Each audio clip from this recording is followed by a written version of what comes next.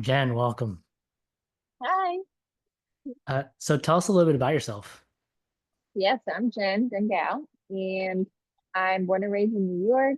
I currently live in Brooklyn with my hot dog. And by day, I'm a teacher. So I'm a New York City high school teacher. And by night, I'm an entrepreneur. So I have invested in real estate, but really focusing on building my business. Very cool. Man, that's a pretty crazy schedule. What is your, because during the day you're teaching and then you have like papers and tests that you have to grade and everything, right? So this is my ninth year as a teacher. I would say after your first 3 years, it gets a little bit better in figuring out the flow and how to automate certain things. And luckily for me, most of my classes I teach are finance.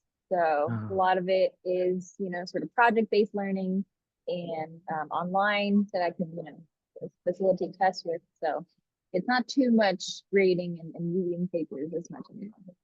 can you ever just take the material that you get and drop it into like ChatGPT and have it graded for you? Not for teaching. No, I know people do it with like lesson planning. hmm But like I have most of my lessons already, so I've never really used AI for my teaching side of that. Got it. Okay. I was just curious. Uh, so what is it that you do for your business? Yeah, so just started a wellness retreat business. It's really focusing on first and second generation Americans, right? So me coming from an immigrant family, I'm a Christian, and it's kind of taking my experiences and my struggles, growing up, having divorced parents and not knowing how to, let's say, communicate during difficulties, rough emotions, especially when there's a lot of tension and fighting going on.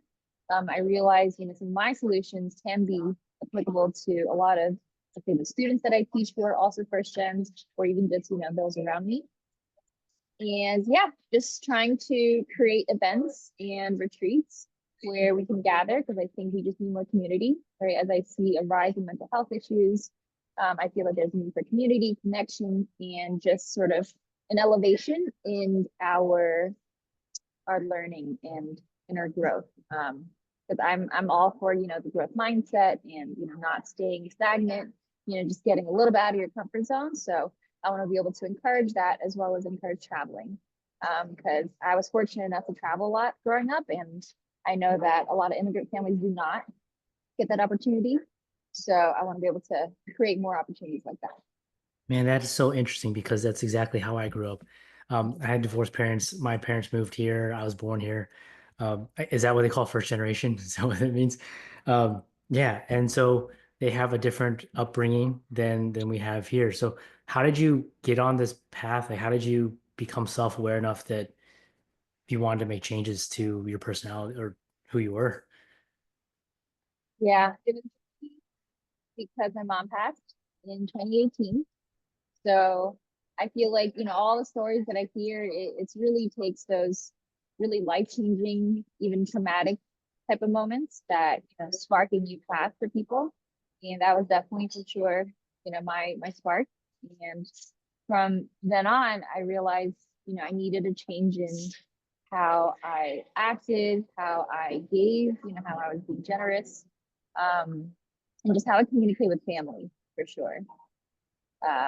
Yeah, I didn't grow up super close with family, but it was only after my mom passed that I realized that I needed to sort of be more of a mother figure, especially to my younger brother, because he was kind of impacted the most by the passing of my mom. And yeah, that just, pushed me to just want to be a better human being, a better, sister, um, and as well as be a kinder person, right? I feel like I was able to kind of channel that loss and turn it into, how can my mom live through me, right? Because obviously, like, she has taught us so many great lessons. So I, in a way, is sort of carrying on her work. Because Mm. actually, when she was here, she worked for a law firm. So she was a paralegal helping with sort of immigrants getting their green cards. So, I'm sort of like taking that work, but it's like, what do we do when they are here, right? I want to be able to help with that process.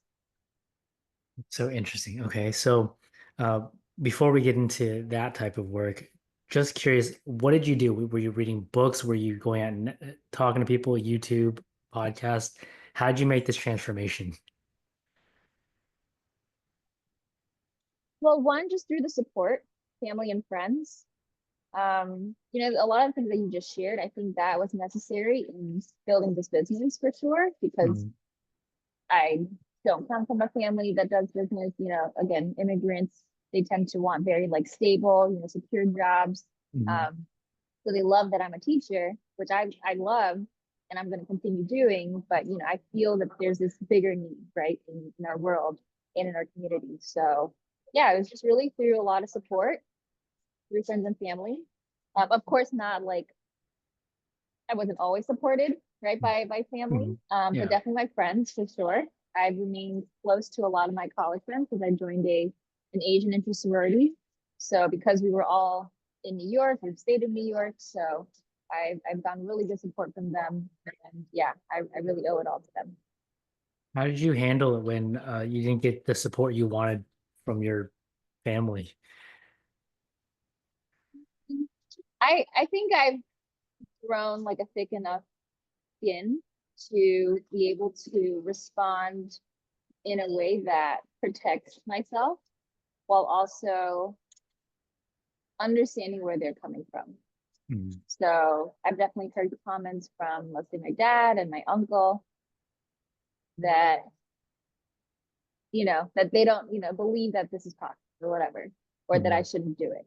right. And I recognize that a lot of the times when people say things that are doubtful or criticizing, I believe that it's really a projection of their own beliefs and thoughts. So I never really take it personally. Um, I try to sort of, I use my teacher skills where I'll like question them a little bit. Mm, And yeah, I will continue to believe in myself because I have my own vision and I, strongly, can see it happening. And yeah, I just, don't really let it get to me. And also I've learned you don't have to share everything with everyone, mm. right? Yeah. Like, Yeah. we can have these great dreams, but of course not everyone's going to support you. So you got to be mindful about who you share certain things with.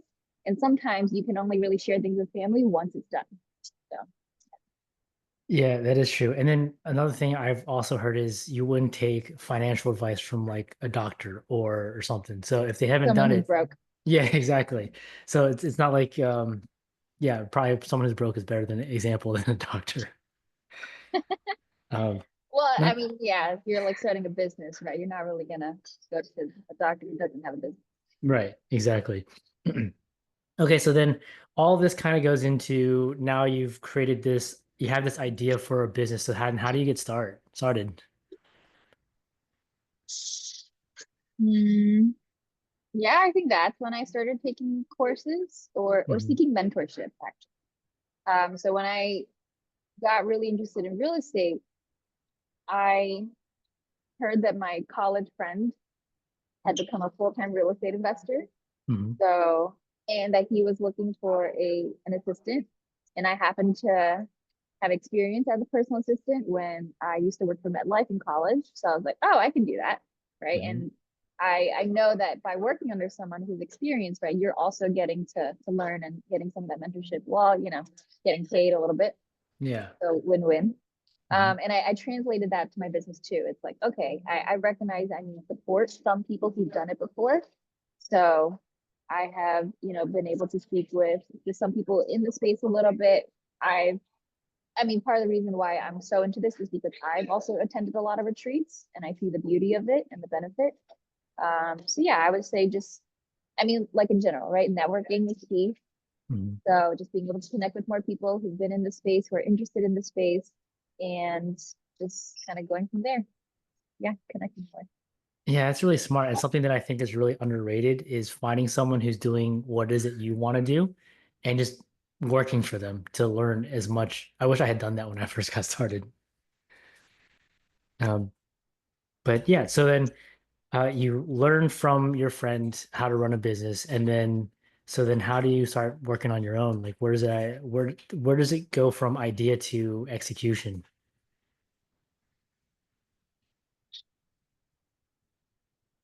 I think, well, one, I had mentors, but two, I also signed up for courses. Hmm. So, um, there was plenty of real estate courses that I signed up for, but relating to the business, I signed up for certain business um, related courses, and just taking action from there was good in like the first few steps. But then you Mhm. always realize, there's a point where you hit that, I don't know, I feel like you need to kind of change routes a little bit. Yeah. So not all courses honestly have been like the most helpful. So what I've learned actually is in your beginning stage, it's actually better to have a coach. And what I learned is the difference between a coach and a mentor is that if you imagine you driving, a mentor is like the signs on the road, right? So of course you need the signs eventually, Mhm. Yeah. but really a coach is like the path, the road. So in the beginning, it's actually better to have a coach because they will show you the path. So actually now I'm in the whole phase of hiring coaches because one, I need that accountability, right? Because I'm putting so much more on my plate Mhm. that there's so much to do. So it's helping me to be a little bit more disciplined and focused, and of course teach me things that I know nothing about in the business world. So that has been helpful so far. I mean, I'm sort of just starting out these coaching programs, but so far they're good. And yeah, and then just beginning to connect with team members, right? Because that's another thing I feel like within either small business owners or immigrant families, right? That we tend to just want to do everything ourselves because we think that's Mhm. the way. Yeah. But it's not fully possible, right? That's how we lead to burnout, and that's how small businesses, all end up closing generally. So yeah, I recognize that I do need to be able to focus on really what is my strong suit, my talents, and be able to delegate some of the things that, I might be interested in, I can do, but really someone else might be more excited to do. So that has been helpful. I started off with an assistant, right? So I've also learned that, when you're starting off, either it's best to have like a co-founder, a partner, or an Mhm. assistant. So I don't have like an ideal co-founder partner yet. So Yeah. I do have two wonderful assistants, one in person, one virtual, and that has been really helpful. So, are you looking for a co-founder? Yeah, What? kind of, or partner, yeah. So, what would you be looking for? What would your ideal partner or co-founder look like? Skills wise, strengths wise? Mhm. Well, they have to complement, right? And I found that the best complementary skills were one, I'm I don't have experience with sales. So I feel like I would need someone who is more experienced with selling Mhm. and having that, charisma to talk and pitch people in person. I'm learning that. Like that's one of my programs where I'm learning to pitch to Mhm. investors specifically. Yeah. But yeah, I would say that's one of the big things. Like I do like talking. I love connecting with people, but I feel like I'm better at the talking where it's more like one-on-one and deeper. So I Mhm. would prefer someone who likes like the front, like the initial talking, Yeah. like what we call the small talk. I don't like small talk. Uh-huh. I hate it honestly. Yeah. Um, so yeah, I would like someone who can like do that very well and also maybe handle operations because I feel like as a CEO, like I'm very like visionary and I can handle Mhm. all like the big picture stuff. But then like having someone to help manage like everything else, that would be really helpful. Um, yeah, I think that's it for now. So you're essentially looking for an integrator who is good at that initial contact. Well, I guess it'd be two different people, right? Could be. Yeah. You're There's looking- definitely different like skills that can complement me. I feel like I can do a lot, Mhm. but but in addition, like last and most importantly, honestly, is someone who's also passionate about this. Like that has to be the similarities that we need to be passionate about helping this community and interested in, being in person at these events, maybe not all the time, but at least some of the times, and definitely someone who has a growth mindset. Because I've learned from one of my friends, it's like, if someone who's more risk averse and I partner with them, it's we're gonna butt heads a little bit because Mhm. I am willing to take risks more Yeah. often. So yeah, also someone who's willing to kind of act on this big picture with me. Got it. All right. What kind of like mindset issues have you had to overcome as you've gone on this journey?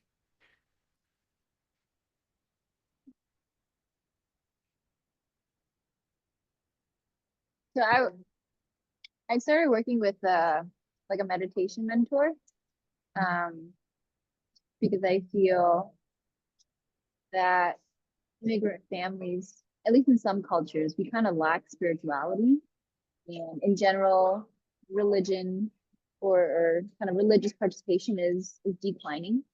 Mhm. And I think that has a part in our decline in mental health as well. So I definitely want to bring in some of those, more spiritual and kind of like just in touch with your body kind of experiences. I meditate a lot, and I sort of recently joined a Buddhist community. So, I definitely have Buddhist values. Um, and wait, I'm sorry, what was the question again? What kind of mindset issues did you have to get over? Yeah, yeah. Yeah. Okay. So the main thing is discipline. Mhm. And I bring up my mentor because I was going through this application with her, where I would be more in the role to be able to lead conversations around sort of meditation and different topics, kind of around suffering. And I told her that I don't feel like I'm disciplined and I suck with time management. And I feel like a Mhm. lot of people can say that. I Mhm. definitely hear that from my students. And she's like, no, you're disciplined. You are. She kept saying it. And I was like, oh, okay. So maybe I actually am, which in retrospect, I am. Mhm. But there's like in certain ways that I struggle with. And I just think that's because my schedule's changing, right? So of Mhm. course, with any change in any transition period, you're going to experience a lot of, difficulty. So I'm finding difficulty in discipline in some areas, like for example, my sleep, right? Because I teach during the day and I do like business stuff at night, trying to fit everything in while fitting in like time for my physical health, like going to the gym or time with my dog. I'm struggling with like getting enough sleep. Mhm. So that's kind of the mindset thing that I have to overcome. And it's like, no, I do have the ability to be more disciplined and structure myself and plan out things better. I'm just like struggling. That's why I've, hired coaches to help me with that.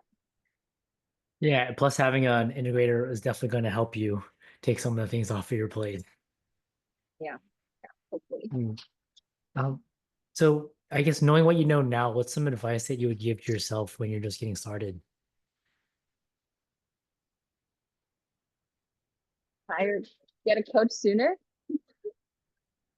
Because again, like a mentor is great, but like Mhm. you have to know the questions to ask this mentor, right? They're not Mhm. going to push you really. I have like a good number of mentors now within real estate, within business, now Mhm. meditation.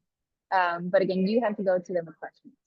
And I think anyone who's starting off, it's way better to have a coach. Um, I mean, yes, you'll probably have to more likely pay a coach rather than a mentor. Mhm. But again, you're investing in yourself, right? And I always have an investor mindset of like, paying yourself first, make sure you invest in yourself first, because otherwise, who else will invest in you? Yeah. And yeah, I think having a coach is way more helpful. Yeah, I think having a coach is something that I struggled with in the beginning because again, I always thought, oh, you should be smart enough to figure it out on your own. And yeah, you can figure it out on your own, but it's just going to take you longer.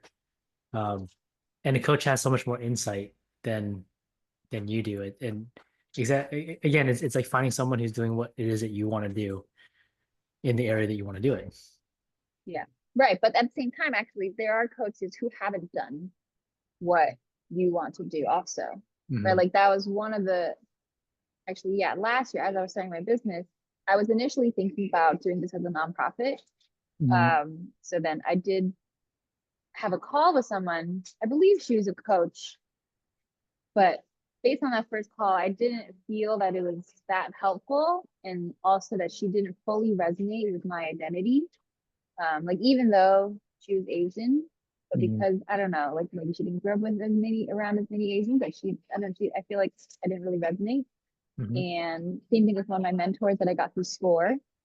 Right. So again, like when you are starting out, it is ideal to take advantage of all the free opportunities. So that's what I Mhm. did. If anyone has Yeah. heard of SCORE, right, they give free business mentorship which was great in the beginning. But after a little bit, I also like started to not resonate with him as much, or I didn't feel like he resonated with me. So that's why I kind of ended that, because that is important too, right? To be able to work with people who get you. And um, yeah, so it's all trial and error. Yeah. So when selecting a coach, so you talk, one of the things is, do you two work together? Do you two kind of mesh, right? What other things do you look for in a coach? Well, one, now to ensure that they've done what you're doing, Mhm. want to do. Um, yeah, I think I touched on it. One, that they've done what you're doing, what you Mhm. want to do, and that they resonate with you. So because I have now identified my, let's say, target community of first and second generation Americans, by sharing that, that allows me to actually very easily identify who I connect easily with. Yeah. So it's like when I go to networking events and I share that, some people are immediately like, oh, I'm first gen, right? So we immediately have that connection. So that's awesome. So I mean, one is, so basically it starts with you, right? Being able to identify who you want to work with specifically, and that helps a whole lot. What else do I look for in a coach? Mm, I think what I've learned, even with, so we got connected through Dan Martell, right? Mhm. Yeah. And even through him, for example, like, yeah, he's a great coach. Um, he's an amazing entrepreneur, but I've realized like he's not the best coach to me right now. Mhm. Because one,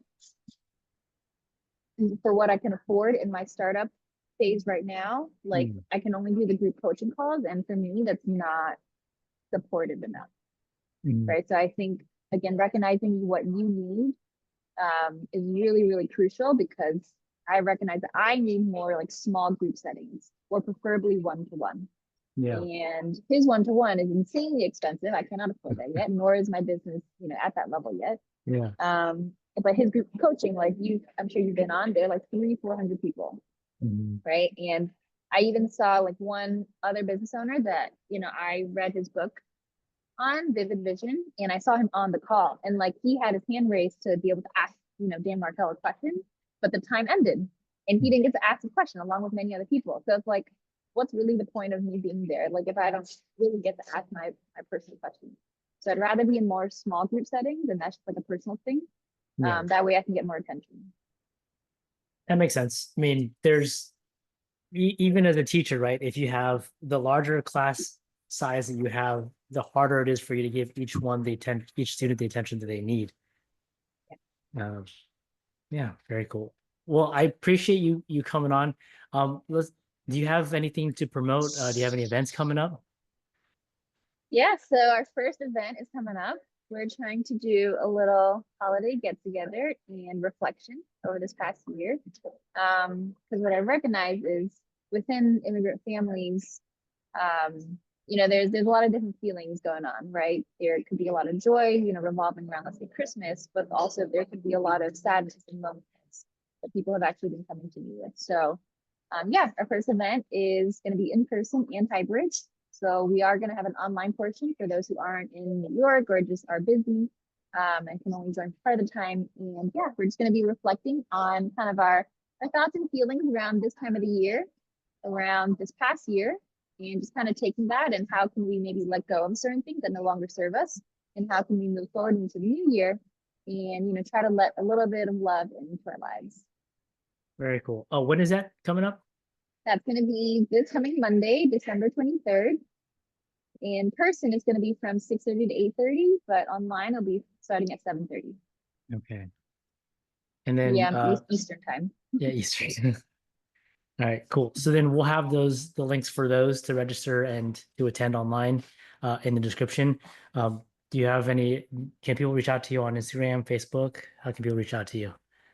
Yeah, so mainly on Instagram. My personal is wow Jen Gao, Hmm. and my business name is, well, the full name is Suamora Wellness Collective, and on Instagram we're Suamora Wellness. Okay, cool. We will make sure to put those in the description so it's just very easy for people to get to. Thank you so much for taking your lunch break out to talk to me. I really appreciate it. John, it was a pleasure being here. All right, take care. Okay, bye.